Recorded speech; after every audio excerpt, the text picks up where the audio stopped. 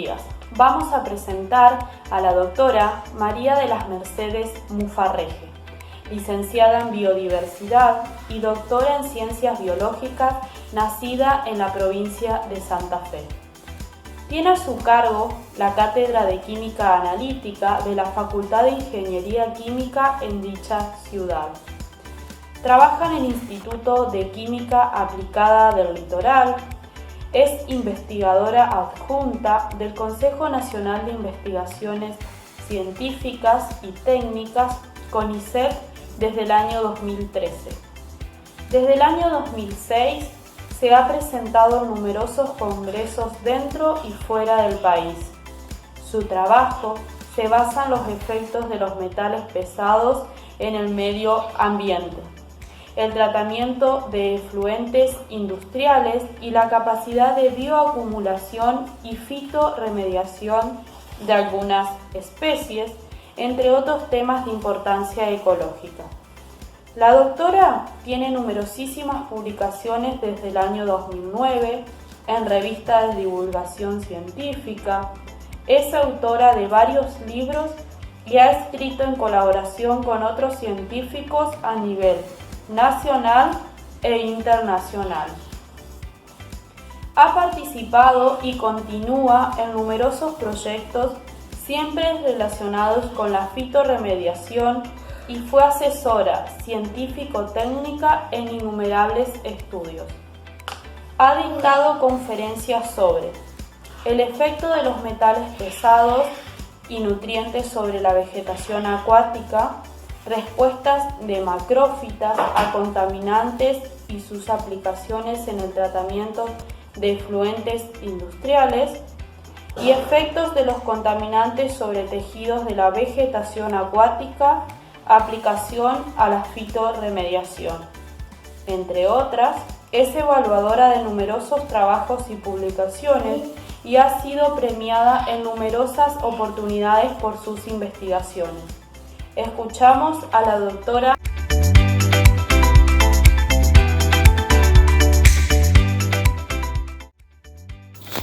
Hola, mi nombre es Mercedes Mufarreje, soy investigadora adjunta del CONICET, trabajo actualmente en el Instituto de Química Aplicada del Litoral, dependiente de CONICET y de la Universidad Nacional del Litoral.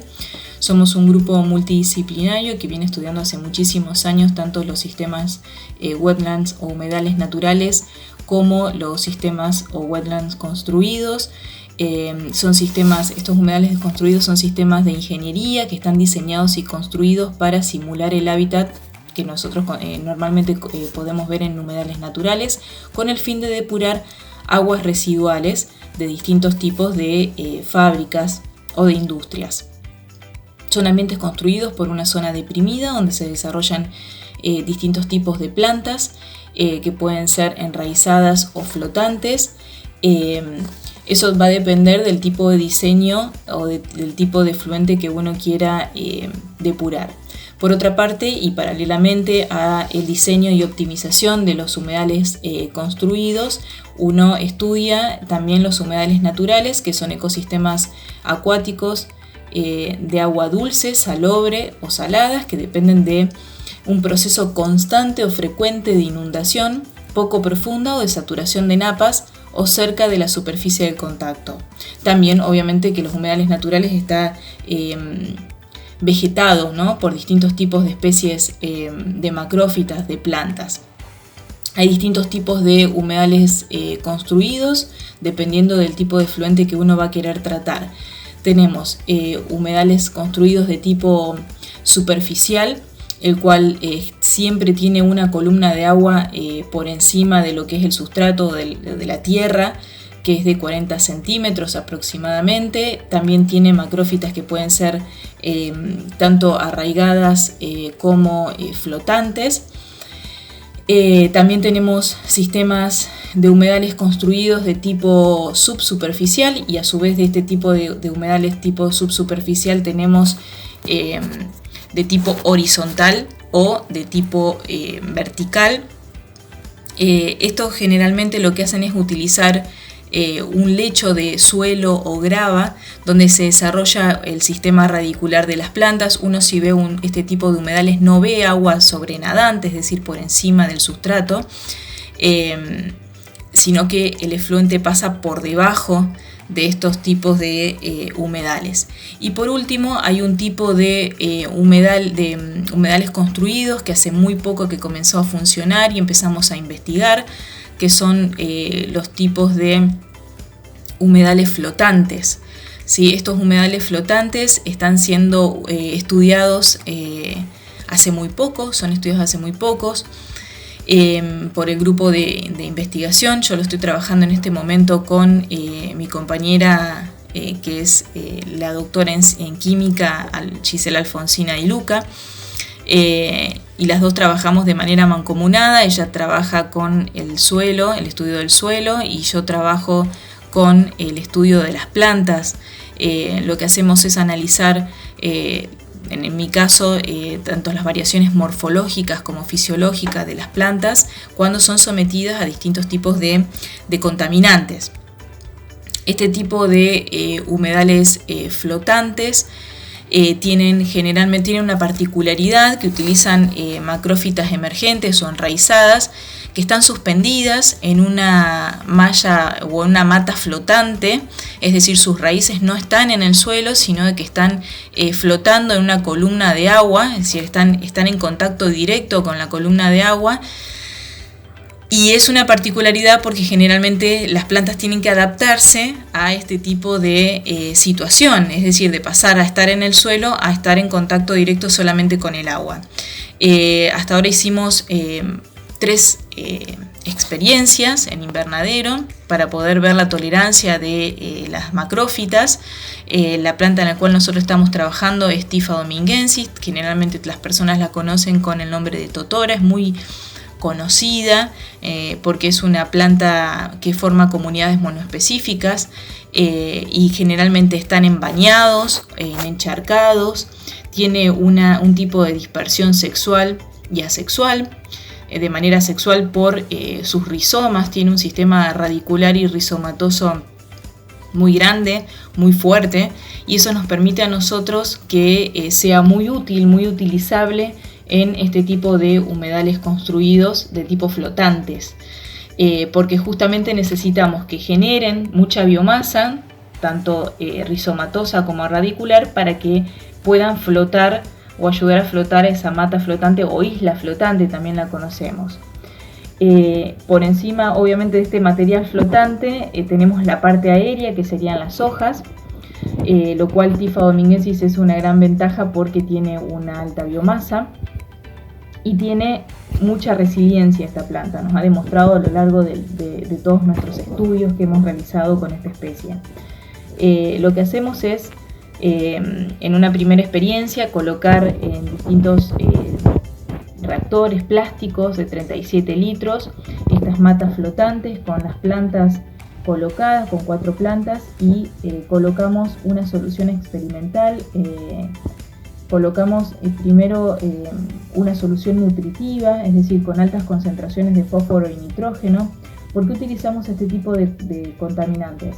Si bien son nutrientes, el fósforo y nitrógeno, cuando están en altas concentraciones, pueden producir un daño al ambiente, produciendo eutroficación o eutrofización. Eutrofización es la cantidad excesiva de nutrientes en un ambiente, y es cuando uno, por ejemplo, ve que se producen floraciones algales, y es por esa gran cantidad de nutrientes que tiene el sistema. Y cuando se producen estos blooms algales, lo que hace es generar mal olor, anoxia, es decir, empieza a faltar el oxígeno en el agua, y empieza a haber mortandad de la biota, ¿no? que están establecidas en un sistema natural. Como la ciudad de Santa Fe está rodeada de humedales naturales que reciben efluentes de escorrentías de las ciudades por medio de las lluvias, hay muchos casos de cuerpos de agua que están contaminados con fósforo y nitrógeno, y por eso nos surgió la inquietud de poder aplicar este tipo de humedales flotantes para poder mejorar la calidad del agua de los mismos. Y lo que vimos que es muy tolerante esta planta toma altas concentraciones de nutrientes en sus tejidos, y es beneficiosa para nosotros porque obviamente está localmente disponible esta especie. Por otra parte, también pudimos realizar experiencias a nivel invernadero utilizando metales pesados como es el cromo. El cromo sabemos que cuando está como cromo 6 es altamente cancerígeno.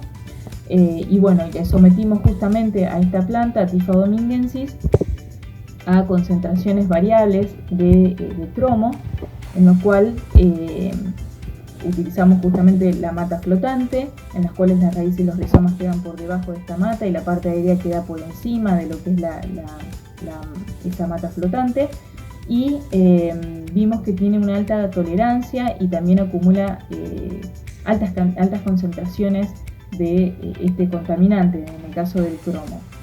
Y por último, ahora lo que estamos viendo es si existen otras especies vegetales que puedan ser utilizadas en este tipo de humedales flotantes, ya que uno también tiene que explorar y dar respuesta a distintos países que, por ejemplo, no tienen Typha domingensis.